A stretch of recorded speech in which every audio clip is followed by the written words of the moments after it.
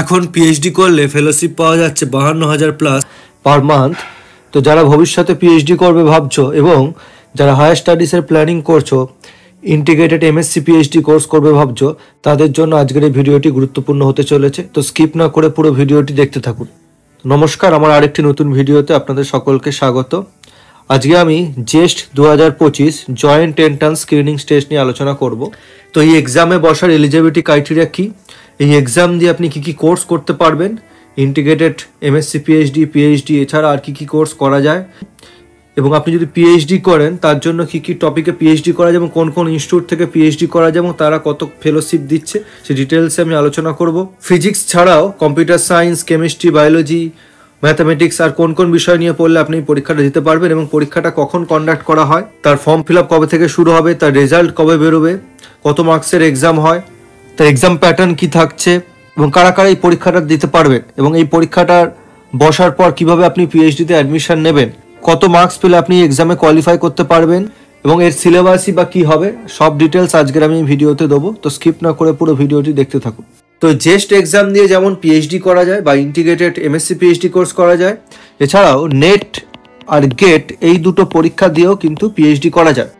এবং আপনি যদি এমএসসি করতে চান তার জন্য জ্যাম পরীক্ষাও আছে, তো জ্যাম দিয়েও আপনি আইআইটিতে এমএসসি করতে পারেন।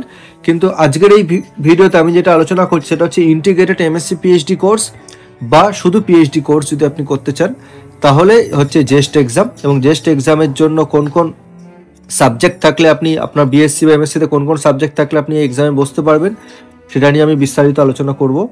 তো এই জেস্ট এক্সাম বছরে একবারই হয়। মেইনলি ফিজিক্স রিলেটেড যাদের সাবজেক্ট আছে তারা এই পরীক্ষাটা দিতে পারে, এছাড়াও কম্পিউটার সায়েন্স রিলেটেড যেসব সাবজেক্ট আছে তারাও দিতে পারে। এছাড়া আপনি দেখতে পাচ্ছেন ফিজিক্স ছাড়া applied physics, engineering physics, biophysics, mathematics, applied mathematics, chemistry, biochemistry, electronics and communication, electrical engineering, instrumentation, radio physics, এছাড়াও কম্পিউটার সায়েন্স বা কম্পিউটার সায়েন্স রিলেটেড যে ডিসিপ্লিন আছে মানে এআই, আইটি, তাহলে এই ধরনের সাবজেক্ট বা কম্পিউটার অ্যাপ্লিকেশন, তাহলে এই ধরনের যদি সাবজেক্ট থাকে আপনার গ্র্যাজুয়েশন বা পোস্ট গ্র্যাজুয়েশনে তাহলে আপনি কিন্তু এই এক্সামের জন্য এলিজেবল এবং এই এক্সাম দিয়ে আপনি এমএসসি বা পিএইচডি করতে পারেন। তো এই এক্সামে আপনি যদি কোয়ালিফাই করেন তাহলে বিভিন্ন ইনস্টিটিউটে আপনি কিন্তু অ্যাডমিশন নিতে পারেন। তো বিভিন্ন ইনস্টিটিউটে তো আলাদা আলাদা এলিজিবিলিটি ক্রাইটেরিয়া আছে এবং কোথাও ডাইরেক্ট পিএইচডি শুধু করা যায়, কোথাও ইন্টিগ্রেটেড এমএসসি পিএইচডি কোর্স করা যায় এবং কোন কোন বিষয়ে করা যায় সেটা আমি বিস্তারিত আলোচনা করছি। তো দেখতে পাচ্ছেন এই ইনস্টিটিউটগুলোর মধ্যে আমাদের কলকাতারও বেশ কিছু ইনস্টিটিউট রয়েছে, বোস ইনস্টিটিউট রয়েছে, আমাদের সাই ইনস্টিটিউট অফ নিউক্লিয়ার ফিজিক্স রয়েছে, ভেরিয়েবল এনার্জি সাইক্লোট্রন সেন্টার রয়েছে ভিসিসি, আমাদের আইজার কলকাতা রয়েছে, এসএন বোস রয়েছে, SN Bose national centre for basic science Kolkata. তো এই 5টা যে ইনস্টিটিউট রয়েছে এগুলো কিন্তু কলকাতার মধ্যেই রয়েছে, এছাড়াও কলকাতার বাইরেও আপনি কিন্তু করতে পারেন। তো যেখানে আমাদের রয়েছে অ্যাডিস রয়েছে নৈনিতালে, Aryabhatta research institute observational science, আমাদের আয়ুকা রয়েছে পুনেতে, ইন্ডিয়ান ইনস্টিটিউট অফ সায়েন্স রয়েছে ব্যাঙ্গালোরে, এছাড়াও আইজার তো রয়েছে বিভিন্ন জায়গার আইজার, টিএফআর রয়েছে, TIFR Mumbai, Hyderabad, Raman research institute রয়েছে ব্যাঙ্গালোরে, ফিজিক্যাল রিসার্চ ল্যাবরেটরি রয়েছে আহমেদাবাদে, ইনস্টিটিউট অফ ফিজিক্স রয়েছে ভুবনেশ্বরে, হরিশচন্দ্র রিসার্চ ইনস্টিটিউট রয়েছে প্রয়াগরাজে, ইনস্টিটিউট অফ প্লাজমা রিসার্চ রয়েছে গান্ধীনগরে, ইনস্টিটিউট অফ ম্যাথামেটিক্যাল সায়েন্স রয়েছে চেন্নাইতে। তো এই এতগুলো ইনস্টিটিউটে কিন্তু আপনি অ্যাডমিশন নিতে পারবেন, আপনার যেটা ইচ্ছা হবে। তো এই এক্সামের থ্রু থেকে জাস্ট এক্সামে কোয়ালিফাই করার পর ডিপেন্ড করছে র্যাঙ্কের ওপর এবং একটা ইন্টারভিউ দিতে হবে আপনাকে। তো আমি সবই বিস্তারিত আসছি কীভাবে কী প্রসিডিওর হবে। তো আপনি যদি পিএইচডি করতে চান তাহলে মেইনলি এই টপিকগুলোর ওপর আপনি যদি ইন্টারেস্টেড থাকেন তাহলে করতে পারেন। তাহলে astrophysics and astronomy, atmospheric sciences, computational biology, condense matter physics, high energy physics, material science, neuro science, nuclear and accelerator physics, plasma research, quantum optics, quantum information and theoretical computer science. তো এই জেস্ট exam যেটা বললাম বছরে একবারই হয়। এই এক্সামে আপনি যদি কোয়ালিফাই করেন তাহলে এই যে ইনস্টিটিউটগুলোর আমি কথা বললাম সেখানে কিন্তু আলাদা করে আপনাকে অ্যাপ্লাই করতে হবে ইন্টিগ্রেটেড এমএসসি পিএইচডি বা পিএইচডি যেটা আপনি করতে চাইবেন তার জন্য। তো ওদের যখন নোটিফিকেশান বেরোবে, যেটা জাস্ট এক্সামের পরই হয়, রেজাল্ট বেরোনোর পর, তো সেখানে আপনাকে ফর্ম ফিল আপ করতে হবে। ফর্ম ফিল আপ করে যখন ইন্টারভিউ হবে তখন ইন্টারভিউতে অ্যাপিয়ার করতে হবে। এবং কিছু কিছু ইনস্টিটিউট আছে যারা কিন্তু টপ 100 র্যাঙ্ক যারা করে তাদেরকেই কিন্তু ইন্টারভিউতে ডাকে, এবং অনেকে কিন্তু 200-300-র মধ্যে র্যাঙ্ক করলো ডাকে। তারপর ইন্টারভিউ দিতে গেলেন, ইন্টারভিউতে যদি আপনি কোয়ালিফাই করেন তাহলে আপনি অ্যাডমিশন নিতে পারবেন, এবং এই অ্যাডমিশনের পর তখন ইনস্টিটিউট থেকে আপনাকে কিন্তু ফেলোশিপ দেওয়া হবে। আপনি যদি পিএইচডি করেন তাহলে জিআরএফ এর জন্য এখন পাওয়া যাচ্ছে 37,000 প্লাস 24% এইচআরএ, তো সেটা হচ্ছে 45,880। আর এসআরএফ যেটা 3 বছর দেওয়া হয় সেটা হচ্ছে 42,000 প্লাস 24% এইচআরএ, তো 52,080। এটা হচ্ছে পার মান্থ। এছাড়াও কন্টিনজেন্সি গ্র্যান্ট থাকে 40,000। এছাড়া আরও অনেক কিন্তু গ্র্যান্ট পাওয়া যায়, যেটা আপনি যদি কোনো কনফারেন্স সেমিনার অ্যাটেন্ড করেন সেগুলোর জন্য এক্সট্রা কিন্তু সুবিধা থাকছে, যেটা হচ্ছে জেস্টের থ্রু থেকে আপনি যদি পিএইচডি করেন তাহলে। গেটের থ্রুতেও পিএইচডি করলে সেম, জেস্ট বা গেটের নিজস্ব ফেলোশিপ থাকে না, আপনাকে ইনস্টিটিউট অফার করে আপনি যদি কোয়ালিফাই করেন অ্যাডমিশন নেন। কিন্তু নেটের থ্রু থেকে যদি আপনি কোয়ালিফাই করেন তাহলে আপনার কিন্তু নিজস্ব ফেলোশিপ থাকে, তখন আপনি কোথাও পিএইচডি করলে আপনি কিন্তু আপনি যে এক্সামে কোয়ালিফাই করছেন সেখান থেকে আপনি কিন্তু ফেলোশিপ পাবেন। ফেলোশিপ অ্যামাউন্ট সেম সব সাবজেক্টের ক্ষেত্রেই। কন্টিনজেন্সি গ্র্যান্টটা কিছু ডিফারেন্স থাকে, আর নেট বছরে 2বার হয়ে থাকে, আর জেস্ট আর গেট কিন্তু বছরে 1বারই হয়। তো আপনাকে যেটা খবর রাখতে হবে যে জেস্ট এক্সাম দেওয়ার পর কোন কোন ইনস্টিটিউট কখন তাদের নোটিফিকেশন পাবলিশ করছে, এবং সেই মতো আপনাকে অ্যাপ্লাই করে ইন্টারভিউতে বসতে হবে। শুধু এক্সামে কোয়ালিফাই করলেই কিন্তু আপনি অ্যাডমিশন নিতে পারছেন, আপনাকে কিন্তু ইন্টারভিউ প্রসেসের থ্রু দিয়ে যেতে হবে। আচ্ছা, এবার কোন কোন ইনস্টিটিউট কী কী তার এলিজিবিলিটি ক্রাইটেরিয়া, এটা কিন্তু বিভিন্ন ইনস্টিটিউট ওয়াইজ ডিফারেন্ট আছে, এবং কোন কোন ইনস্টিটিউটে কী কোর্স করা যায় সেটাও কিন্তু একটু ডিফারেন্ট। তো আমি এখানে জাস্ট দেখাচ্ছি যে ওভারঅল একটা আইডিয়া দিচ্ছি যে কী কী কোর্স থাকলে আপনি কী কী কোর্সে কোথায় কোথায় অ্যাডমিশন নিতে পারবেন। তো পিএইচডির জন্য আপনি যদি এমএসসি ফিজিক্স থাকেন তাহলে সব ইনস্টিটিউটেই কিন্তু আপনি অ্যাপ্লাই করতে পারবেন। এছাড়া আপনি যদি বিটেক এমটেক থাকে অ্যাপ্লাইড ফিজিক্স বা ম্যাথামেটিক্সে, তাহলে কিছু কিছু ইনস্টিটিউটে আপনি অ্যাপ্লাই করতে পারেন। এমএসসি ম্যাথামেটিক্স থাকলে অ্যাপ্লাইড ফিজিক্স, অ্যাপ্লাইড ম্যাথামেটিক্স যদি থাকে, ইনস্ট্রুমেন্টেশন ইলেকট্রনিক্স থাকলে আপনি আইআইএতে অ্যাপ্লাই করতে পারেন। আপনি যদি বিটেক থাকে তাহলে আইএসসি, আইউকা, ঠিক আছে, এই আইজার, এইগুলোতে আপনি অ্যাপ্লাই করতে পারেন। এমএসসি ফিজিক্স ছাড়াও যদি ইলেকট্রনিক্স, অ্যাস্ট্রোনমি, অ্যাপ্লাইড ম্যাথামেটিক্স থাকে তাহলে আইউকাতে অ্যাপ্লাই করা যায় বা টিএফআর অ্যাপ্লাই করা যাচ্ছে। এমএসসি ফিজিক্সের পাশাপাশি ইঞ্জিনিয়ারিং ফিজিক্স বা অ্যাপ্লাইড ফিজিক্স থাকলে আপনি আইপিআর অ্যাপ্লাই করতে পারছেন।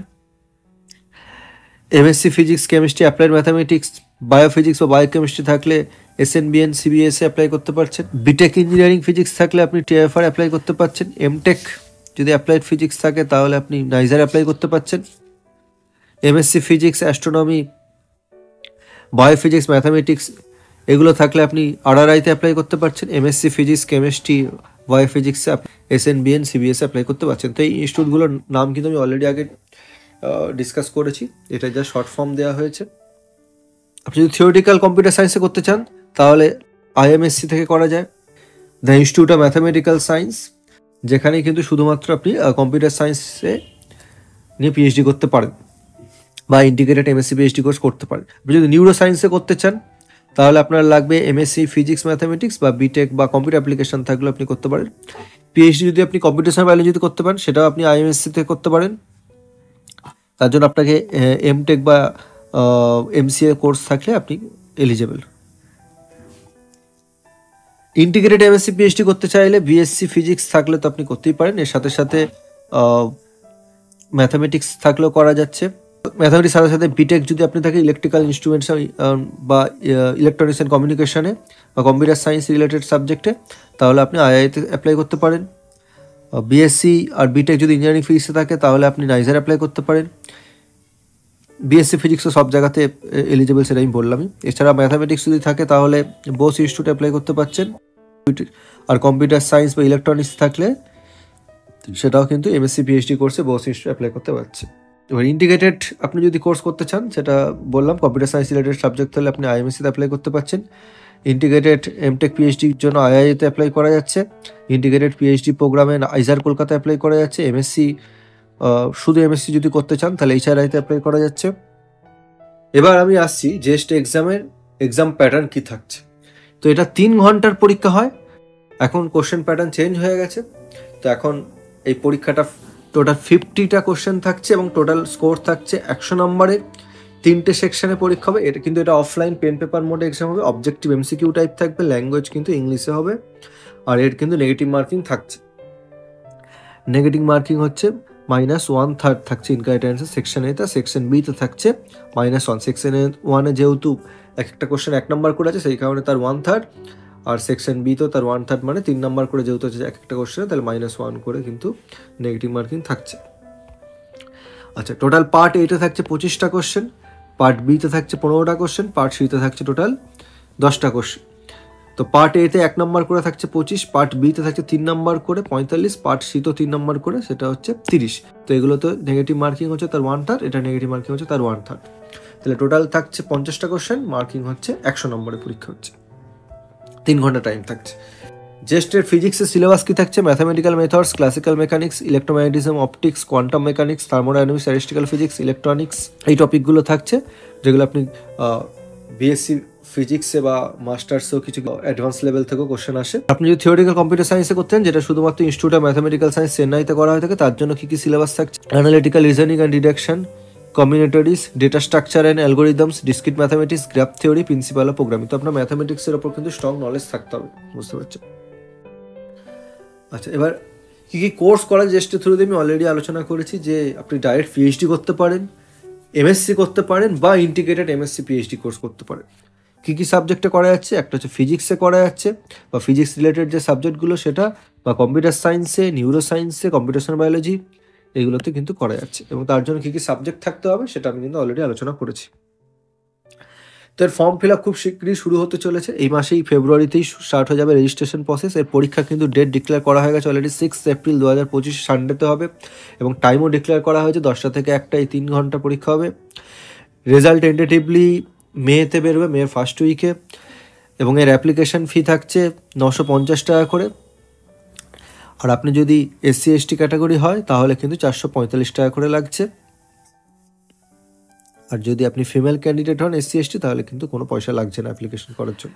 আচ্ছা, এবার আমি একটু এর এক্সামে কোয়ালিফাইং মার্কস নিয়ে আলোচনা করবো। তো লাস্ট ইয়ার দেখতে পাচ্ছেন যে পিএইচডি কোর্স একটাই কিন্তু পরীক্ষা হয়, MSc PhD course, integrated PhD বা পিএইচডির জন্য একটাই পরীক্ষা হয়। আপনার মার্কসের ওপর ডিপেন্ড করে কিন্তু আপনার র্যাঙ্ক হয়। তো আপনি যদি দেখতে পাচ্ছেন লাস্ট ইয়ারে পিএইচডির জন্য কাট অফ এসেছিল 36 মার্কস, আর ইন্টিগ্রেটেড পিএইচডির জন্য এসেছিল 30.33। টোটাল র্যাঙ্ক পেয়েছিল পিএইচডির জন্য 496 জন, আর ইন্টিগ্রেটেডের জন্য 388 জন। টোটাল র্যাঙ্ক দেওয়া হয়েছিল এবং কোয়ালিফাই করেছিল, এটা 400 মতো, এটা হচ্ছে 517 মতো, মানে একই র্যাঙ্ক 2-3 জনের হতে পারে। তো বুঝতে পারছেন যে এটা কোশ্চেন প্যাটার্নের ওপর, কোশ্চেন টাইপের ওপর ডিপেন্ড করছে কত কাট অফ উঠতে পারে। তো লাস্ট ইয়ার কিন্তু অনেকটাই কাট অফ উঠেছিল, এত কাট অফ কিন্তু ওঠে না। আপনি দেখতে পাচ্ছেন যে প্রিভিয়াস ইয়ারে 2022-এ দেখতে পাচ্ছেন কাট অফ উঠেছিল পিএইচডিতে 22 মতো, আর ইন্টিগ্রেটেড পিএইচডিতে 27 মতো, আর 2021-ও সেম, পিএইচডিতে 20 মতো হয়েছিল, আর ইন্টিগ্রেটেড পিএইচডিতে হয়েছিল 23 পয়েন্ট। কিন্তু 2020-তে কিন্তু আবার একটু বেশি হয়েছিল, পিএইচডিতে 32, ইন্টিগ্রেটেড এমএসসি পিএইচডি 26। তো এবার এই কাট অফের মধ্যে থাকলেই যে আপনি ইন্টারভিউতে সব জায়গায় কল পাবেন তা না। কিছু কিছু ইনস্টিটিউট আমি যেটা বললাম যে খুব যেটা টপ 100 বা টপ 200-এর মধ্যে যারা র্যাঙ্ক, তাদেরকে কিন্তু কল করবে ইন্টারভিউর জন্য। কিন্তু বাকি অনেক জায়গায় আপনি অ্যাপ্লাই করতে পারবেন জাস্ট র্যাঙ্ক থাকলেই, যত র্যাঙ্ক ভালো হবে তত ভালো। তো সেফ হচ্ছে আপনি কোশ্চেন প্যাটার্নের উপর ডিপেন্ড। যদি আপনার কাট অফ পিএইচডিতে 20 মতো থাকে তাহলে আপনি হচ্ছে সেফ সাইড। আপনি যদি 45 পান তাহলে কিন্তু টপ 100-এর মধ্যে চলে আসছে আপনার র্যাঙ্ক। লাস্ট ইয়ার যেটা হয়েছিল যে পিএইচডিতে 36 উঠেছিল, তাহলে কিন্তু আপনাকে 50+ স্কোর করতে হবে টপ 100-এ থাকার জন্য, ঠিক আছে? তো সেফ সাইড হচ্ছে আপনি যদি 50+ স্কোর করেন 100-এর মধ্যে 50% মার্কস, তাহলে কিন্তু আপনি র্যাঙ্ক 100-এর মধ্যে চলে আসবে, এবং আপনি সব জায়গায় কিন্তু এলিজিবল হয়ে যাবেন তখন, এবং আপনি আপনার নিজের পছন্দ মতো জায়গায় কিন্তু অ্যাপ্লাই করে পিএইচডি অ্যাডমিশন নিতে পারেন বা ইন্টিগ্রেটেড এমএসসি পিএইচডি কোর্স করতে পারেন। তো আমার এই ভিডিওটা যদি ইনফরমেটিভ মনে হয়ে থাকে একটা লাইক করে দেবেন এবং সাবস্ক্রাইব করে পাশে থাকবেন, তাহলে এরকম আরও অনেক ভিডিও করার উৎসাহ পাবো।